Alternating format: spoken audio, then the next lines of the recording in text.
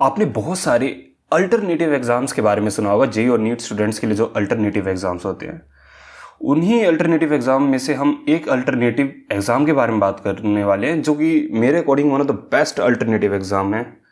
हाँ, हम बात कर रहे हैं आईएटी एग्जाम के बारे में। आईएटी, आइजर एप्टीट्यूड टेस्ट, जो कि आइजर कंडक्ट कराता है।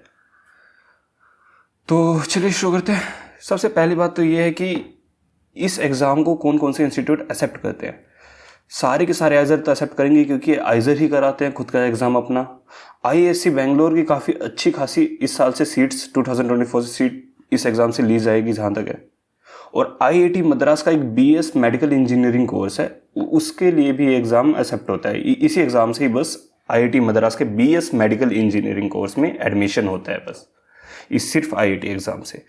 इसके अलावा भी शायद 2024 में कोई और इंस्टीट्यूट एक्सेप्ट करने लग जाए। अभी तक कुछ भी नहीं है। 2023 में जो था, जो इंस्टीट्यूट एक्सेप्ट कर रहे थे, उसके बारे में मैंने आपको बताया।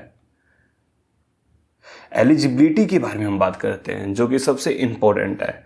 बहुत सारे बच्चों का इसमें बहुत ज़्यादा ही डाउट्स हैं। तो सबसे पहली बात तो ये है कि आपके पास, आप साइंस स्ट्रीम से होनी चाहिए और आपके पास कोई भी 3 सब्जेक्ट होने चाहिए पीसीएमबी में से। आपके पास फिजिक्स केमिस्ट्री मैथ है तब भी आप एलिजिबल हो, फिजिक्स केमिस्ट्री बायो तब भी आप एलिजिबल हो, फिजिक्स केमिस्ट्री मैथ बायो तब तो आपके लिए बिल्कुल अच्छी बात है, क्योंकि आपको 4 के 4 सब्जेक्ट एग्जाम में आएंगे और आपको सारे सब्जेक्ट एग्जाम में स्कोर करने का मौका मिलेगा। तो वे काफ़ी अच्छी बात है। इसके अलावा 60% मार्क्स आपके +2 में होनी चाहिए। जनरल कैंडिडेट्स की बात कर रहा हूँ मैं, और ज़्यादा नहीं है। 75% वाला क्राइटेरिया नहीं है, 60% तो नॉर्मल है बिल्कुल। एंड 55% एससी और एसटी स्टूडेंट्स के लिए रखा गया है। उसके अलावा यहाँ पर सिर्फ और सिर्फ आपको एक ड्रॉप का ऑप्शन आपको मिलता है, जैसे आईआईटीज़ में होता है। नीट की तरह नहीं है कि आप मल्टीपल ड्रॉप ले सकते हो, सिर्फ और सिर्फ एक ड्रॉप का ऑप्शन मिलेगा आपको। तो 2024 में जो बच्चे एग्जाम देंगे वे या 2023 में पास आउट हुए होने चाहिए, 12+2 हो, या फिर 2024 में। और एलिजिबिलिटी में ही मैं एक और चीज़ रख देना चाहता हूँ रिजर्वेशन से रिगार्डिंग, क्योंकि ये भी बहुत सारे बच्चे पूछते हैं कि कोई गर्ल्स रिजर्वेशन है। तो बिल्कुल नहीं, यहाँ पर कोई भी गर्ल्स रिजर्वेशन 2023 तक तो नहीं था। 24 में भी मोस्ट लाइकली नहीं होगा, अभी तक नहीं रहा है और नहीं होगा मेरे हिसाब से।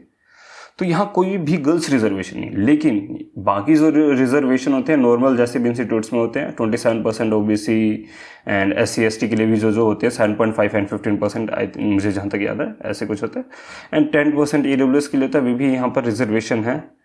तो अब उसके रिगार्डिंग हम पहले बात करेंगे कि सीट मैट्रिक्स क्या है। यहाँ पर अराउंड यहाँ पर 17-18 तो बीएसएमएस की सीट्स हैं और 90 ये, तो आपके पास अराउंड 1800 सीट्स हैं। 1800 से भी ज़्यादा सीट्स हैं आइजर्स में।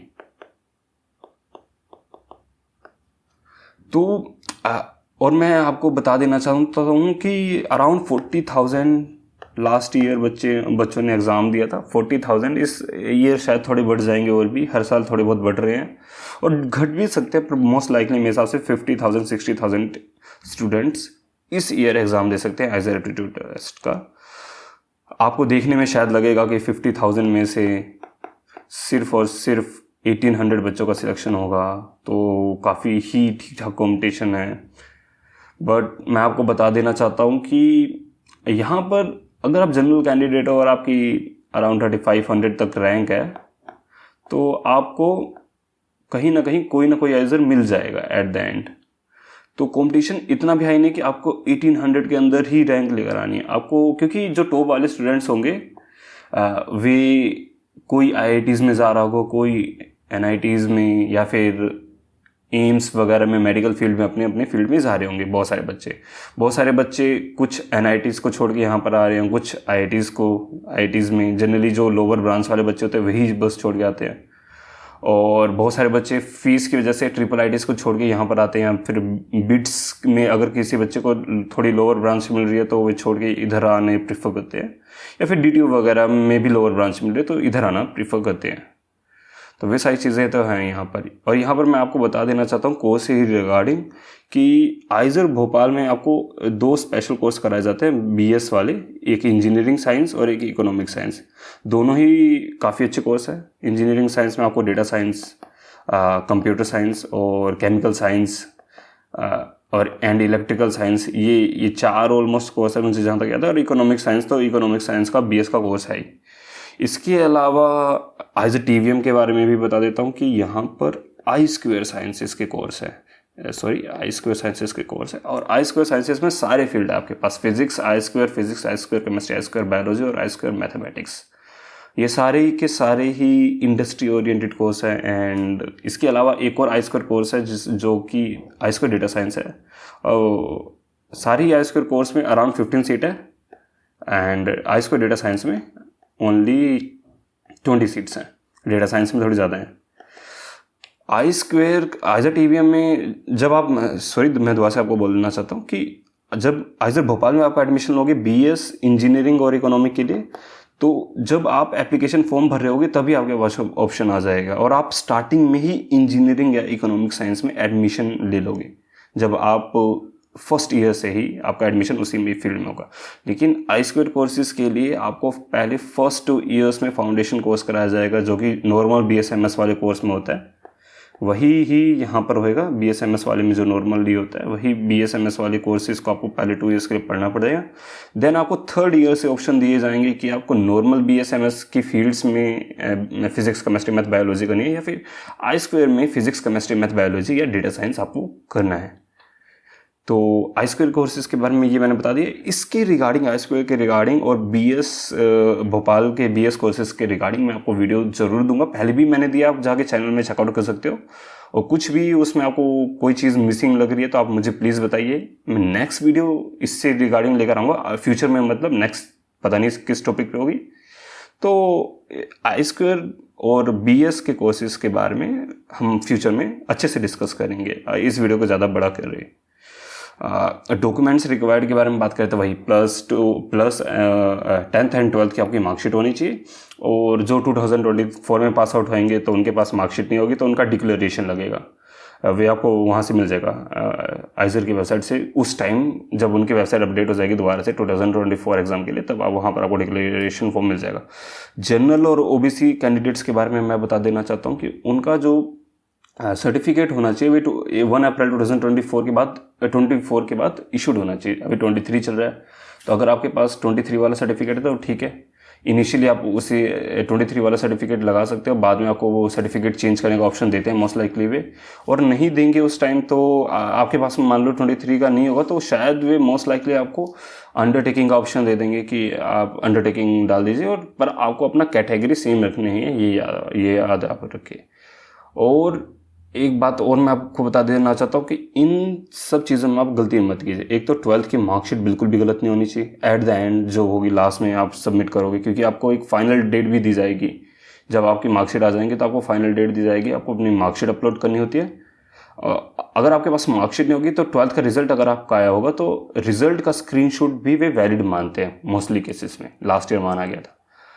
और आपका सर्टिफिकेट 24 के बाद ही इशूड होना चाहिए। वे आपको एक लास्ट डेट देंगे जून जुलाई में अराउंड, ऐसे दे सकते हैं। उनकी जो काउंसलिंग होगी उससे पहले या फिर रिजल्ट से पहले, मोस्ट लाइकली रिजल्ट से पहले वे देंगे। हाँ, जो उनका रिजल्ट होगा उसे अराउंड कुछ हफ्ते पहले या फिर कुछ ऐसा ही देते हैं, वे टाइम दे देंगे आपको।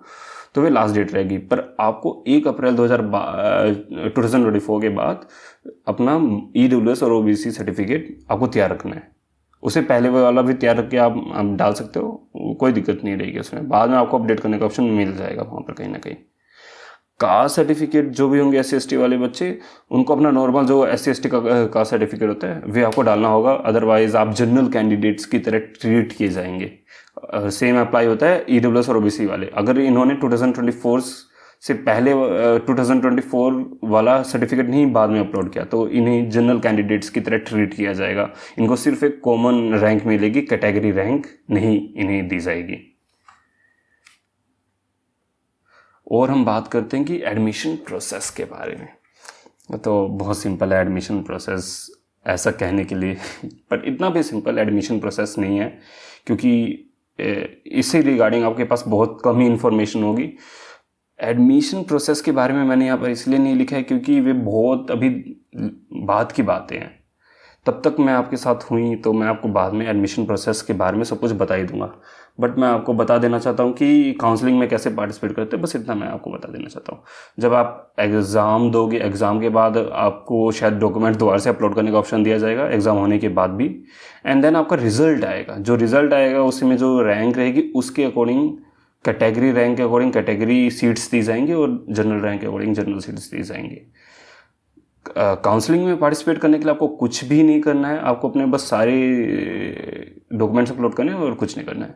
आप अपने आप ही काउंसलिंग में पार्टिसिपेट हो जाओगे एंड इसके बाद काउंसलिंग चलती रहेगी। वो बहुत सिंपल है। और आइजर की जो ऑफिशियल वेबसाइट है जहाँ पर आप रजिस्टर करोगे वहीं पर ही सारी काउंसलिंग चलेगी, सब कुछ वहीं पर ही होएगा। तो आपको कहीं अलग से जाके काउंसलिंग में पार्टिसिपेट करने की ज़रूरत नहीं होगी। बाकी एडमिशन फॉर्म जो होगा वे अभी आने में टाइम है, आई थिंक फरवरी तक आ जाए जहाँ तक मुझे लगता है। और एडमिशन फॉर्म का जो जनरली जो रहता है वे अराउंड 2000 रुपीज़ के अराउंड जनरल कैंडिडेट्स के लिए रहता है, और मुझे जहाँ तक याद नहीं है पर शायद 1000 SC/ST के लिए रहता है। फीमेल के लिए भी मुझे याद नहीं है, शायद कम हो फीमेल के लिए, बट 2000 जनरल कैंडिडेट्स मेल के लिए रहता है, ये मैं आपको बता देता हूँ। और शायद बढ़ भी जाए नेक्स्ट ईयर। तो एडमिशन प्रोसेस के बारे में मैं ज़्यादा डिस्कस नहीं करना चाहता हूँ, वे मैं फ्यूचर में डिस्कस ज़रूर करूँगा। बाकी आप मुझसे ये पूछ सकते हो कि ये प्रिपरेशन इसकी किस तरीके से की जाए, इसके बारे में आप में से बहुत सारे बच्चे मुझसे पक्का पूछोगे। तो उसके बारे में मैं बस ये कहूँगा कि मैंने लास्ट वीडियो जो बनाई थी वे IIT एग्ज़ाम स्ट्रेटेजी पे ही बनाई थी। मैं आपको लिंक डिस्क्रिप्शन में दे देता हूँ और ऊपर आई टैब में भी आपको दिख ही रहा होगा, मैं वहाँ पर भी शो कर देता हूँ। तो या फिर आप मेरे चैनल में जाइए और वहाँ पर आपको IIT एग्ज़ाम स्ट्रेटेजी की वीडियो मिल जाएगी मेरे चैनल में जाते ही। वहाँ पर आप जाइए, मैंने काफ़ी कोशिश की उसमें आपको समझाने की कि आप अगर JEE और नीट की प्रिपरेशन करें उसके साथ क्या करना चाहिए आपको, और अगर आप डेडिकेटेड हो IIT एग्ज़ाम के लिए तो अब आपको क्या करना चाहिए। कुछ और टॉपिक्स पे आपको अगर वीडियो चाहिए मैं हूँ, आप बताइए, मैं कोशिश करूँगा कि और भी वीडियोज़ लेकर आऊँ जो हेल्पफुल रहे आपके लिए। और मिलते हैं नेक्स्ट वीडियो में। कुछ भी अगर आपके पास कुछ भी डाउट्स हैं पूछिए आप कमेंट सेक्शन में, और कुछ भी और टॉपिक पे वीडियो चाहिए तो कमेंट्स में आप लिखिए। हम मिलते हैं नेक्स्ट वीडियो में। Bye bye.